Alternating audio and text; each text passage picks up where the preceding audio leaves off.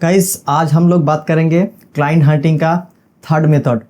तो पहले जो मेथड मैंने डिस्कस किया था वो है कि फाइवर के ऊपर कि आप फाइवर को लेके कैसे अच्छे अच्छे क्लाइंट को फाइंड कर सकते हो और उसको कैसे आप आउटरीच कर सकते हो, उसके बारे में मैंने डिटेल में बताया। और सेकंड मेथड था कि आप गूगल को सर्च करते हुए कैसे अच्छे अच्छे क्लाइंट को फाइंड कर सकते हो, वो भी हाई टिकट क्लाइंट। और पिछले वीडियो में मैं जो मेथड बताया था उस मेथड को आप अपने कैसे ईमेल आउटरीच कर सकते हो, तो उसके लिए डिटेल में ईमेल को लिख के भी आपको दिखाया था कि कौन से चीज़ को आपको ध्यान रखना पड़ेगा। सो आज की इस वीडियो में हम लोग थर्ड मेथड के ऊपर बात करेंगे। यहाँ पर हम लोग देखेंगे एक नीश सिलेक्ट करते हुए कैसे हम लोग अच्छे अच्छे क्लाइंट को फाइंड कर सकते हैं। सो गाइस इस मेथड में हम लोग सबसे पहले एक नीश को सिलेक्ट करेंगे। नीश का मतलब है कि अगर आप एक पर्टिकुलर कैटेगरी या फिर एक पर्टिकुलर जो नीश होता है उसको फोकस करेंगे, तो वो हो सकता है कि आप सिर्फ सेक्स जो प्रोडक्ट है उसको फोकस कर सकते हो या फिर ई कॉमर्स कोई ब्रांड को आप टारगेट कर सकते हो। तो मैं यहाँ पर आपको दिखाऊंगा कि एक ई कॉमर्स ब्रांड को टारगेट करते हुए आप कैसे आउटरीच कर सकते हो। और सबसे इम्पोर्टेंट जो चीज़ है, आपको ये जो मेथड है ना, इसको आपको अच्छे कीवर्ड को लेके टारगेट करना पड़ेगा। तो वो आपको कैसे कर सकते हो और इसके लिए आपको टेम्पलेट कैसे क्रिएट करना है डिटेल में इस वीडियो में मैं डिस्कस करूंगा। So without any further delay हम लोग वीडियो की यहाँ से स्टार्ट करते हैं। सो आपको एक अच्छे से नीश को फाइंड करना पड़ेगा। तो यहाँ पर हम लोग डिस्कस करेंगे ई कॉमर्स नीश के ऊपर। जैसे कि ई कॉमर्स में बहुत सारे प्रोडक्ट ऑनलाइन में बिकता रहता है, तो यहाँ पर एक कोई भी नीश हम लोग ले सकते हैं ई कॉमर्स के ऊपर। या हो सकता है कि वुमेन कोई क्लॉथ हो सकता है या फिर कोई भी ऑनलाइन जो हम लोग परचेस करते हैं कोई भी प्रोडक्ट हो सकता है। तो यहाँ पर आपको देखना पड़ेगा कि आप जिस नीश को लेके चल रहे हो उस नीश में एक्चुअली प्रॉब्लम क्या हो रहा है। अगर मान के चलो आप क्लोथिंग नीश के ऊपर काम करना चाहते हो, तो क्लोथिंग नीश के ऊपर आपको देखना पड़ेगा कि आप जिस सिटी को टारगेट कर रहे हो, जो कि उस सिटी या फिर उस रीजन बेस्ड साइट होगा, वो उस रीजन में टारगेट कर रहे हैं अपने कुछ प्रोडक्ट को सेल करने में। और ये हो सकता है कि वो इंटरनेशनली प्रोडक्ट को सेल करना चाहते हैं। तो इसके लिए आपको क्या करना पड़ेगा, जिस साइट को आप रीच आउट करना चाहते हो उस साइट को आपको बहुत ही ध्यान से रिसर्च करना पड़ेगा। तो ऐसे नहीं कि आप थोड़ी बहुत उसके टाइम दे दो और उसको आउटरीच करने लग जाओ।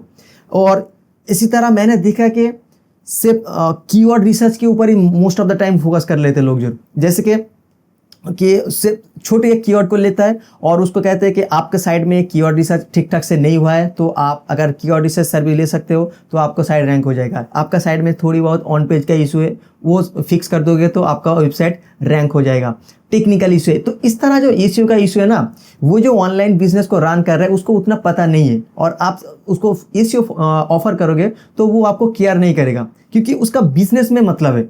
तो उसको आपको दिखाना पड़ेगा कि ऐसे कौन से चीज़ आप उसके लिए करोगे जो कि उसको अपने बिजनेस में सेल आए। तो अगर आप ऐसे इंफॉर्मेशन उसको नहीं दोगे कि आपको ऐसे कर दूंगा ताकि आपको इतना सारे सेल आ जाए, अगर ऐसे ऐसे स्टेप हम लोग फॉलो करेंगे तो आपका जो विजिटर है वो इजीली एज ए बायर में कन्वर्ट हो सकता है। तो इस तरह इंफॉर्मेशन अगर आप उसको दोगे ना, तब जाके उसको पता चलेगा कि एसईओ में इफेक्ट क्या होता है। सो आपको बहुत ही स्मार्ट वे से उसको रीच आउट करना पड़ेगा।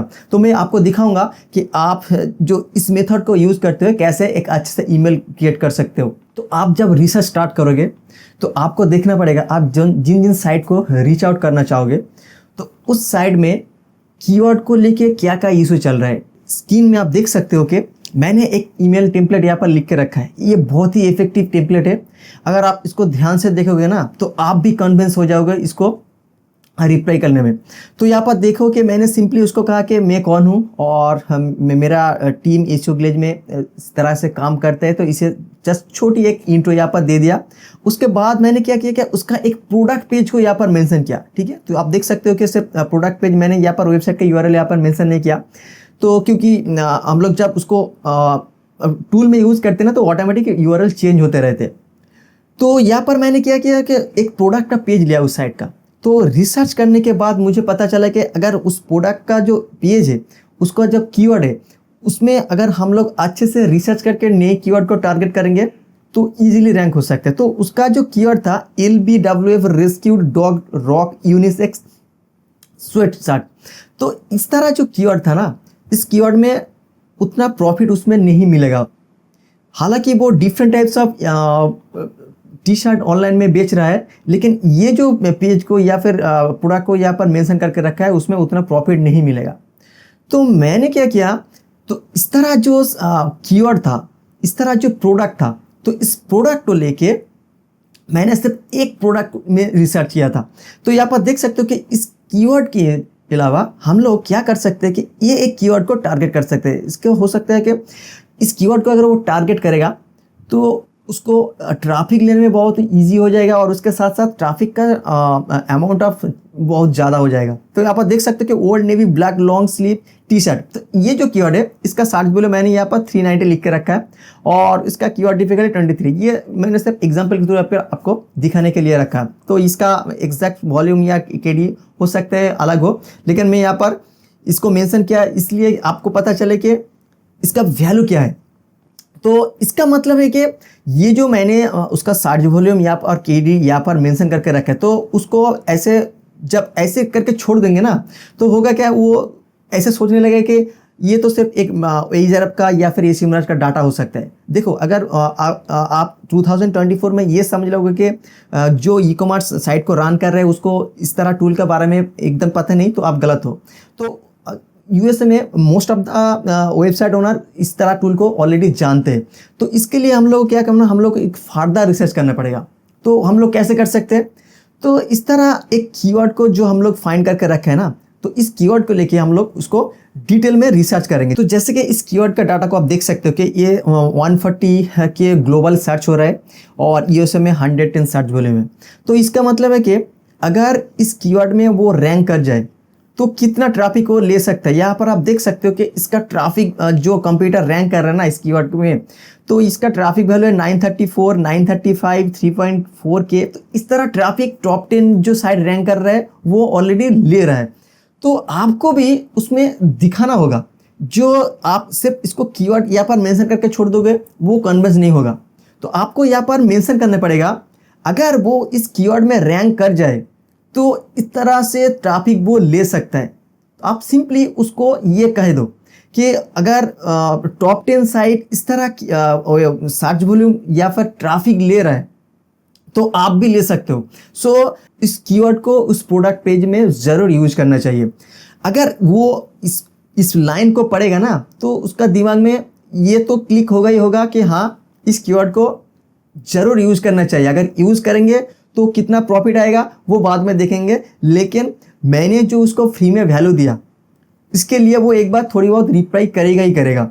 और उसके साथ साथ मैंने क्या किया इसको, अच्छा तो यहाँ पर मैंने इसको मेंशन करने में भूल गया कि आप यहाँ पर लिख सकते हो कि the sites which are ranking on top 3 are getting almost we can say 500 traffic from Google. I can show you proof if you want। ठीक है, तो आपको एक लाइन यहाँ पर ऐड करना पड़ेगा। इसका रिजल्ट आपको बहुत ही अच्छा मिलेगा, क्योंकि देखो ये जो मेल में यहाँ पर सेंड करने जा रहा हूँ ना, ये बहुत ही कस्टमाइज्ड ईमेल है। ये ऐसे नहीं कि रैंडम एक कीवर्ड के लेके हम लोग बार बार सेंड करते रहेंगे हर किसी साइड में, ऐसे नहीं है। ये एक कस्टमाइज्ड ईमेल है। तो यहाँ पर आप अपने छोटे छोटे जो इंफॉर्मेशन साइड में लेके आप यहाँ पर मेंशन करोगे तो आपको रिप्लाई करने का चांसेस बहुत ज़्यादा है। अच्छा, तो उसके बाद मैंने यहाँ पर मेंशन किया कि ऑलरेडी एक साइट के ऊपर मैं काम कर रहा था जो कि आउट ऑफ 100 में रैंक कर रहा, लेकिन उस साइट में हम लोग काम करने के बाद वो अभी टॉप 10 में आ चुका है। तो अगर वो चाहते हैं कि एक अच्छे वीडियो इसके ऊपर बना दूं कि कौन सी स्टेप को आपको फॉलो करना पड़ेगा, तो मैं 5 मिनट में इस वीडियो को बना के रेडी कर दूंगा। तो इस तरह मैंने एक लास्ट लाइन में लिख के रखा है।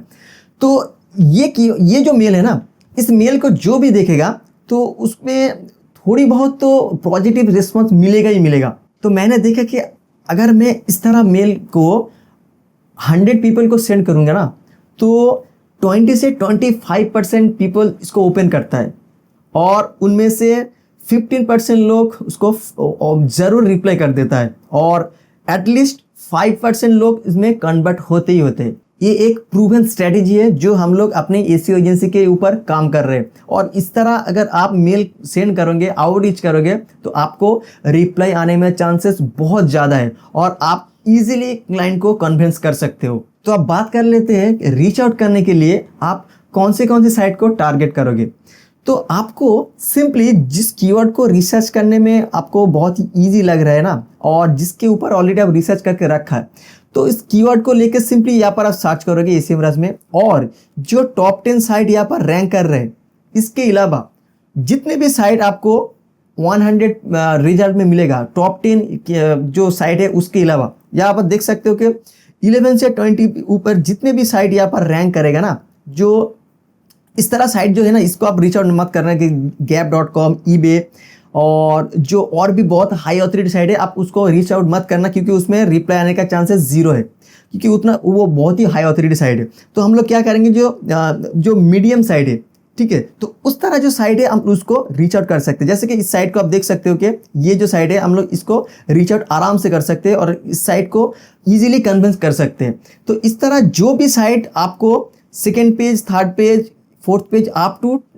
10 नंबर पेज तक मिलेगा, उस सारे पेज को आपको रीच आउट करना होगा। तो फर्स्ट पेज पे जो साइट रैंक कर रहा है उसमें रीच आउट करने का कोई ज़रूरत नहीं है, क्योंकि वो ऑलरेडी फर्स्ट पेज पर रैंक कर रहे हैं और वो ट्रैफिक ऑलरेडी ले रहे हैं। तो उस साइट पे जो भी साइट मिलेगा आपको उसको इग्नोर कर देना। उसके बाद जो भी साइट आपको मिलेगा सेकेंड पेज से, तो आप उसको लिस्ट आउट करोगे और उसके बाद उस साइट में जाके जो भी कॉन्टैक्ट इन्फॉर्मेशन मिलेगा आपको, उसको लेके आप एक एक्सेल शीट में नोट कर लोगे। और अगर आपके पास पेड टूल है जैसे कि एपोलो, तो इस टूल को यूज़ करते हुए आप से बाल्क में अपना जो वेबसाइट का लिस्ट है आपको, तो उसको अपलोड करते हुए उसका डिटेल आपको मिल जाएगा कि कौन से मेल आईडी है उस साइट में। तो इस तरह जो साइट आपके पास आएगा आप उसको इस तरह से ऐड करते रहोगे। और लास्ट में मैं ये बताना चाहता हूँ कि ये जो मेल आई टेम्पलेट है, इसको आपको बहुत ही केयरफुली इसको एडिट करना है और सेम एज इट इज़ आप यूज मत करो, क्योंकि इसको एज इट इज़ यूज़ करोगे तो उतना अच्छा रिजल्ट आपको नहीं मिलेगा। तो आपको अपने हिसाब से कस्टमाइज करना होगा और तब जाके आपको अच्छा रिजल्ट मिलेगा। सो गाइस, आई होप इस थर्ड मेथड बहुत ही हेल्पफुल हुआ होगा आपको आउटरीच करने में। अगर अच्छे लगे तो प्लीज़ इसको अपने फ्रेंड के साथ शेयर करो और इस वीडियो को भी ज़रूर लाइक कर दो। और इस तरह वीडियो पाने के लिए और इस बहुत सारी इन्फॉर्मेशन पाने के लिए इस चैनल को ज़रूर सब्सक्राइब करके रखो। सो गाइस, मिलते हैं एक नई वीडियो पर।